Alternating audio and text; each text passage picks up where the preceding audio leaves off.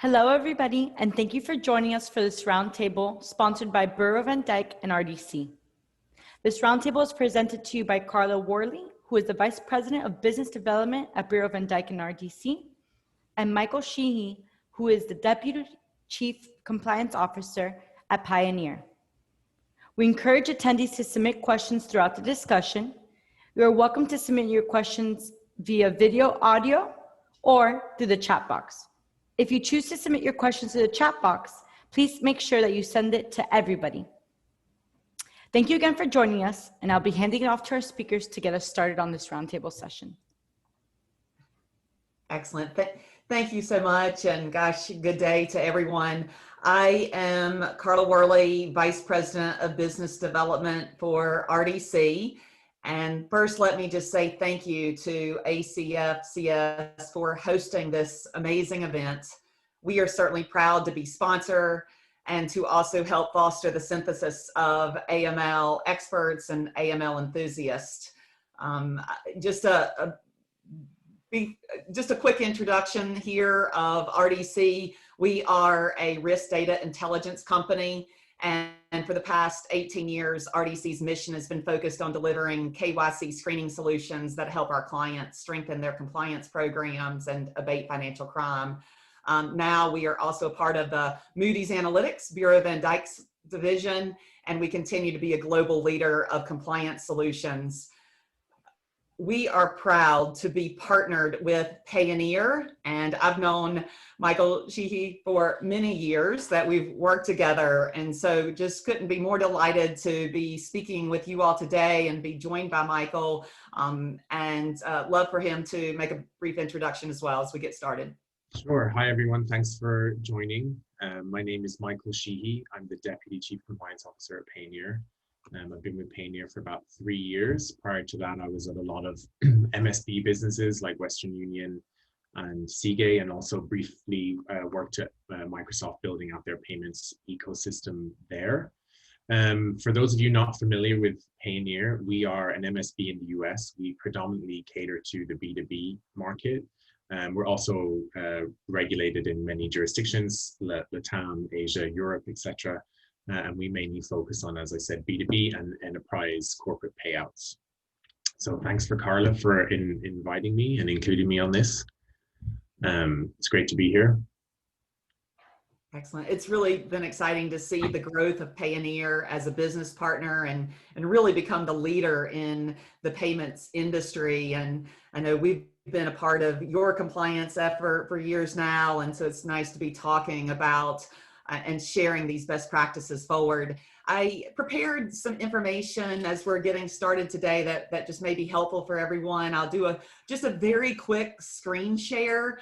Today's is really a dialogue, but thought I'd bring up a few session topics that Michael and I are planning to talk through. Really in sharing the truths about adverse media. These are the key topics that we'll be talking about. First, nullifying or debunking the past perception of using adverse media, whether you're using it in your program today or have already been thinking about it. Certainly you perhaps have thought in the past of how much noise adverse media can also generate. So we'll be talking about how the evolving technology is really driving the reduction of that noise and ridding immateriality and keeping your work efficient. And then we'll speak to tailoring your screening to really make it actionable, defining significance in your program, really looking at what's most important, and then being able to build a program around that. And then beyond, really de-risking your program with Perpetual KYC. Certainly the understanding that once customers are onboarding, you got to also stay comfortable with those customers through the life cycle. And just to get us started, Michael, will you just kind of talk about your past experience and, certainly around adverse media and as we're getting... Sure, no worries. So the first time I ever came across negative news screening was probably back early in my career when I was at Western Union. It was something that obviously as a money service business wasn't mandated in the regulations. And I remember having conversations with regulators and our banking partners about that, like, why do we need to do this? and them kind of taking us through the expectation, their expectation of, you know, these are red flags and you should know this information. And we fought very hard, but ultimately this was something that we needed to roll out. And we weren't quite sure how we were going to do it. I don't think we, you know, at that time, we definitely didn't want to do it due to the cost and the expense. And I don't think the technology was in an amazing place back then. And I remember we turned on this screening. We kind of didn't know what to do with it. And we just got all of these alerts, right? So if you imagine Western Union transactions, there's somebody sending money to somebody. So there's two parties to a transaction, and we were screening everybody. And there was just thousands and thousands of alerts. And we were standing down looking at this queue, thinking about all the people that we're going to have to hire to manage this. And then when we find a confirmed hit, what do we actually do with that information? The transaction's already happened. Somebody's probably already picked up the money or opened the account. Like, how useful is this? How can it work? And we were just kind of piecing together and figuring things out. And then I saw, you know, a huge regulatory change happened in Europe with the 4th, 5th, and 6th AML directives, where this became, you know, the standard that you needed to explore this negative news at onboarding. And you kind of had to, you know, look into this person through adverse media before you made a decision whether to do business with them or not, which was, you know, something that we weren't prepared for. And it was something that we were hoping this would always remain post-transactional. In the US now, I see that, you know, lots of, if you're a money service business like us, that lots of, sorry, my cat is trying to join the conversation. He's super into negative news. So you see that lots of people are, lots of banks and regulators are now, you know, there's an expectation that this program will be in place, which is something, if you go back 12 years ago, was never there. I think, you know, the evolution of negative news has gone hand to hand with technology, and technology has become a huge facilitator of this screening, and enables us to include this into our compliance programs a lot easier, and digest the information and make sure that it's meaningful and useful. You know, we leverage, obviously, as we mentioned before, we at Payoneer, and pretty much the last 3 companies I've worked in, we've all leveraged RDC's technology to support us. And, you know, their technology's evolved as well as our compliance program has evolved. So Carla, back to you. Is this something that you're, you know, does my story kind of tie to what you've seen over the last couple of years? Yeah, absolutely. You know, what we're seeing is clients, you know, really have to do more at time of onboarding and beyond to understand their relationship with their customer, understand and get comfortable with that customer based on the type of relationship they have. And we're certainly seeing that news at the time of KYC is no longer a nice to have. Now, how do you put that in place and do so in the most efficient way? It really speaks to what topic you just brought up about the advances of technology, you know, with data ingestion. And gosh, everybody knows there's a lot of information out there. There's a lot of, whether it be fake news or good news or just information that you're really expected to know about your customer. You know, when the regulators show up and you don't know something, then that certainly could be problematic.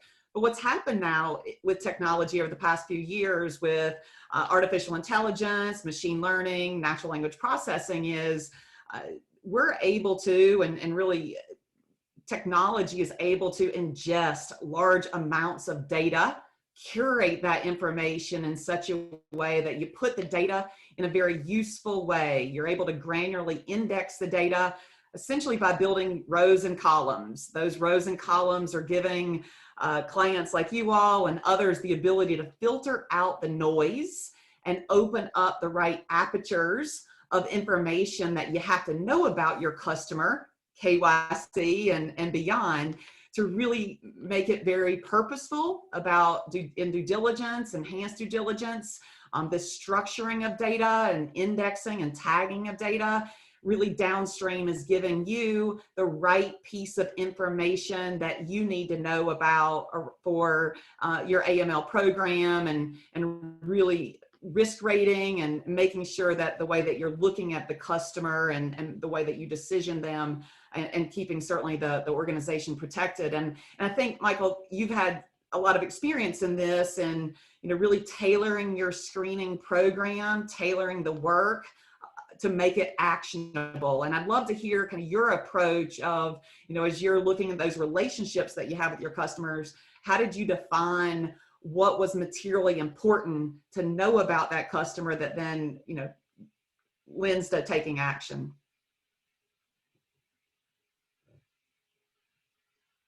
You're on mute, Michael. I said, so going back to the very start of it, I always remember this one story when we first ever dealt with negative news about a guy in Pakistan that was a UBO of a corporate that won a cricket competition. It was a very significant cricket competition. And I think it generated nearly 1,000 alerts. And I remember like going through the deck, looking at it, and was like, what, like that was such a waste of time having an analyst dispose those alerts. I wish, there was a way that we could just ignore that. And I think, as you mentioned, with AI and machine learning and better technology and the way to scan through data and leveraging tools like RDC, we've been able to, really break down where we want negative news to contribute to our compliance program. And what that kind of looks like is, from my point of view, is we obviously ingest that data at screening. So, when someone tries to use it, enroll into a product of Payoneer, we put all of their information, their ownership, through negative news, and that comes into our, and we can explain later on in the session how we, figure out and categorize the alerts that we want to look at that moment in time. But at a high level, we look at it at onboarding, and that kind of incorporates into our customer risk score. Like, is there negative news, and PEPs and things like that. And then we have a second phase of it, is like, once somebody's inside the Payoneer ecosystem, you have to continue monitoring them. You can't just be like, everything was fine at onboarding, so I'm never going to look at them again. So again, we leverage RDC for our continuous monitoring of the customer. And that kind of breaks into it twofold. Of one, it allows us to, keep monitoring and understand what our customer is doing, and, associate typologies to the way that they're using products. And then secondly, it also feeds back into the negative news will then feed into our transaction monitoring program. I know a lot of you, everybody here has a lot of experience with transaction monitoring programs, and we all work off of the basis of red flags. And I think the way that we're now able to slice and dice negative news has become, a red flag generator for the transaction monitoring system. So we kind of look at it at those 3 points. And I think, being able to do that has really been, having a solid technology foundation for us to do that and work at speed and utilize it. A big case that I've experienced throughout my career was, I remember there was a large corporate that generated some negative news, and we were able to freeze all of their accounts and take a look at it and look at the data. And then 48 hours later, the US Treasury Department actually sanctioned the corporate. So, had we had waited for the sanctions alert, we would have been able to like nip in and freeze the information and take a look at it. And, we were able to contact law enforcement and let them know that we had, already detected this based off of our negative news information. And we were able to participate in the investigation, versus had we have waited for the sanction alert, it probably, the accounts would have been emptied and liquidated. So it's been for transaction monitoring, it's been a huge help for, especially in what we call the red flag generation piece of it. Well, yeah, and I think kind of going back and talking about the past perception of adverse media, I certainly hear in a lot of conversations daily the word false positive. And when we're talking about false positives, you really have to think about it in 2 different ways. One type of false positive is, it's, just not my individual, or it's not my company. It's, not the entity that I have as my customer. The other type of false positive that is even a larger problem to deal with is the I don't care data, the I don't care information. And so what I've seen you all really do in defining your program is defining what you want to know about, because you care about that, because you've got to protect the business. Exactly. You care in such a way that that piece of information that you're receiving out of adverse media is beyond your risk tolerance. And that risk tolerance can be defined by the type of customer you have, how much transaction they're doing, the jurisdiction they're in, the product relationships that you're maintaining with them. And you've been really focused on the, defining the significance, focusing the alert information on the things that you must know about to keep the organization protected. So can you kind of speak to that, Michael, about, how did you guys come up with, what it was you felt like was a must know? Yeah, sure. So your false positive comment is something, as a leader in the compliance organization, one of the things that we always have to balance is our risk and our cost and that type of stuff, right? So false positives is a metric that we track because every false positive incurs a cost, and that's something that we're always tracking to try and make sure that we are efficient as possible. So I think I actually remember when we sat down in the room and we were like, how are we going to splice all of this information and what's going to be important to us? So obviously we, at the foundation of our program is our AML risk assessment, which kind of identifies where our risks are based on exactly what you said: product, geography, customer, those type of things. So when we look at the risk assessment, we kind of know what typologies we're predisposed to, or what abuse we could face. And then so it was trying to put negative news around that is quite challenging, right? Because you're like, at the start of it, I'm like, well, how do you, what categories of news are there? And then when you break into it and you're like, well, there's accused, there's like just general, there's someone who's like associated, or they're the perpetrator. And I remember us having a conversation, and I don't know if you included it in the deck, Carla, but there's like a category that you guys have put together that's kind of like the menu, I call it. And we were able to leverage the menu is what we refer to it, to, incorporated into our transaction monitoring program and our negative news programs. So here, as you can see, you have like critical and valuable information, and they have various typologies on the screen. This is actually just a snapshot, Carla, right? Because the real document's huge and it has various news categories on it, but here's just the ones that we definitely want to take a look at. And then they break it down into 3 stages. Right.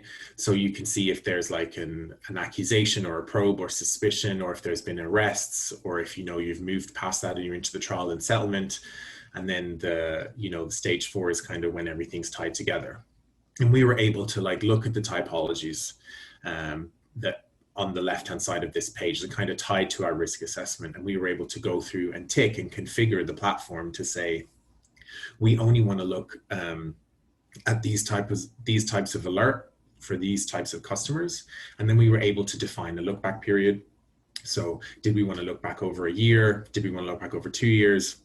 And then obviously our match score. So the first 2/3 of that document were very easy for us to configure and kind of just go through it as a group. And then the system was so configurable that we could make changes if we needed to really easily. And then we played around with like the look back period and the match score. And then this kind of, once we saw this, it all kind of clicked together, and we were able to piece what our tolerance was going to look like in the initial stages. And then we were able to ensure, based off of this configuration, that when the alerts hit our queues, that these were really meaningful alerts, and it was worth time to have an analyst to sit there and look at them. And we were able to, incorporate that into the 3 phases that I talked about earlier of like onboarding, transaction monitoring, and continuous monitoring, to decide if we actually wanted to do business with this person at onboarding, or do we need to refer, an existing customer to the transaction monitoring department for there to be an investigation. And really, there has been multiple times where the negative news has actually been the red flag that triggered the investigation, that turned into a large investigation that enabled us, to detect, prevent, and report all of the activity. I think, we're very proud of our negative news and screening. We have a great team in Tel Aviv that run that for us, and they do a great job. And we've had some very meaningful investigations off the back of this. But, I don't get to see a lot of other people's compliance programs, and you do, Carla. So like, I'm hoping what I'm saying is kind of making sense, and you're seeing this type of approach with a lot of your other customers. And we're not the only ones doing an amazing job. Absolutely. And I think the configuration that I just showed there, just so that there's an example of a framework, those are certainly best practices, best practice to know. Things like money laundering, bribery, acts of terrorism, human trafficking, drug trafficking, organized crime. I mean, these are all showstopper activity or illicit activity that you want to know about your customers. And that's really what we're seeing in program design and incorporating negative media, that's where it starts, determining, what, based on the customer, the type of relationship, the jurisdictions, what do you have to know to keep the organization protected? And then also, how does that type of information really drive towards other decisions? I'm going to screen share this again because I just saw in the chat window that someone asked me to. And so this is just an example of focusing adverse media and defining alerts for the action of what you're going to do with this. You can see here getting skinnied on bribery, money laundering, terrorism, trafficking, fraud, human rights, organized crime, and people trafficking. These are all certainly AML related. There's a lot of other data aggregation that RDC is doing, and certainly there's other data vendors in the space, but there's a lot more adverse media that's captured about information. But for AML programs, and as you start to ingest information at time of onboarding and then daily ongoing monitoring of those customers, I see this as certainly best practice. Mm-hmm. So hopefully that was helpful. I think someone is asking about best practices, and if you can always reach out to me. I'm happy to share that with you directly. I will mention that we've got about 8 minutes left, and want to be conscious of the other sessions. If anyone has any questions, please don't hesitate to send that in through the chat line. Happy to take a question. I had one sent to me directly, and it really was around, transaction monitoring. Michael, you asked, or you mentioned something about that, and the question was around, how do you see transaction monitoring really running alongside of adverse media monitoring? You and I have used that word daily monitoring with adverse media. And then there's certainly, as we all know, transaction monitoring. So can you just speak to your program, or just speak to your thoughts around adverse monitoring and maybe how that impacts transaction monitoring? So I think, historically, how this kind of evolved would be that everyone would have their news and PEP screening, sanction screening, and onboarding. Everyone kind of runs it, says yes or no, and then you allow your customer into your ecosystem. Once they're inside your ecosystem, you obviously have your various transaction monitoring rules that are built to detect and prevent your typologies based on your risk assessment, blah, blah, blah. And they were kind of operating in two different silos, right? We had your sanctions and news screening teams and your transaction monitoring teams. And I think at Payoneer, we've kind of connected the dots and blended them both together in that, leveraging the RDC platform of the continuous monitoring. So once someone has successfully completed our onboarding process and they've come inside of our ecosystem, we leverage your technology, and that just constantly screens all of our customers continuously for negative news, sanctions, and PEPs. And based off of the configuration that we've shown before, we know that the news alerts that we are looking at are important, right? Because we want to see it, and that we don't have this large population that's surrounding us to manage, that we can really slice it and take a look at it. So what that's enabled us to do is really leverage negative news as what I call a red flag trigger. So our team can confirm that the customer is an alert and there is a justified red flag and there's activity we want to take a look at. They then can refer that to the transaction monitoring team. And then what the transaction monitoring team can look at is, they have this news article, which more than likely is explaining what this person's been up to and how they've done it. So then they can look at our data and see, was our activity supporting this activity that's seen in the news alerts. And it kind of gives them a paint by numbers, in that they can literally just match the two up together. And then, more than likely, if we have been involved, we can see connected parties and where the money's come to and from, and we're able to build on that investigation, and really report that activity. And what the negative news has really allowed us to do is, you know, incorporate that into our transaction monitoring program and become one of our triggers. Instead of being just, you know, triggered off activity and things we're seeing, we have external triggers now that we can incorporate into the program. Yeah, I think what you said there is really spot on. All of this contextual information is driving and strengthening the program, you know, understanding that there's lots of different ways that you've got to see what's happening with your customers, and know about your customers, whether it is the adverse media or the transactions, and blending all that together, and then properly risk rating too. That's certainly something that I hear amongst our clients, is using that adverse media to properly risk rate and then be able to monitor transactions based on the proper risk rating of their customer. There is so many great questions coming in. Yes. I'm going to run through a couple of them. I'll toss some over to Michael too. The previous slide I shared on look back period, it is actually 7 years and 5 years. And that's just what we're seeing in best practice. Certainly some clients who want to take a more conservative approach with maybe their higher risk or inherently higher risk customers, they might want to look back a 10-year period, but pretty consistent, a 7-year or 5-year look back on this type of information. Another question came about in terms of comprising all types of crime. The sheet or the share that I made was really focused around AML, robbery, money laundering. RDC has over 53 categories of risk indexed into our database, and something like sex assault or murder or even environmental crimes is absolutely included in our database structure and curated as a risk event.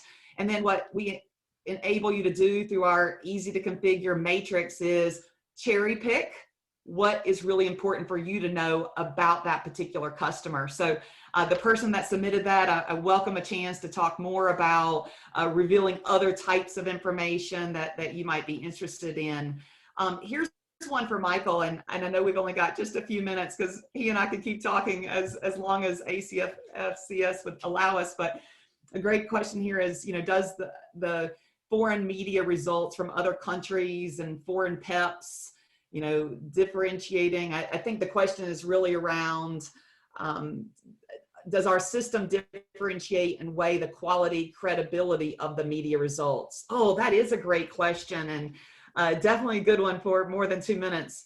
The answer is yes, and that really all comes to how we're structuring the data by indexing the data granularly, not just at the risk event level, but also looking at the stage of that information. You know, is it at the time of, you know, accusal, arrest, all the way through conviction? And so that type of staging of information is another way that you can weigh out the way the media is, and you're making decisions on that information. Your question about the credibility of the media results, happy to take that one too in another conversation, because yes, we do not incorporate fake news, and we have high quality standards of what we're actually ingesting into our database. We being a part of the Moody's organization, we also own the company of Acquire Media, which is one of the largest data aggregators in the world. And so that's a great question. I know it's 12:45 and there's so many good questions. There's another one that asks about adverse media alerts really turn out to be true alerts. And yes, we are hyper focused on what is true alert, not just because it's your particular entity, but that you actually care about it. And that's what makes it into a true positive, that combination of us sending you the right entity and you actually being able to determine that that information is valuable to you and prompts you to take action. And that's what's deemed a true alert, a true positive that we are very, very focused on with our clients. So thank you all. So appreciate the time. It's been a pleasure. I welcome the opportunity to engage with anyone afterwards. You can find me on LinkedIn. I'm certainly available via a call, an email, and pretty accessible. And Michael, I know you'll want to say a few parting words. Thanks so much for having me, Carla. It's been a pleasure.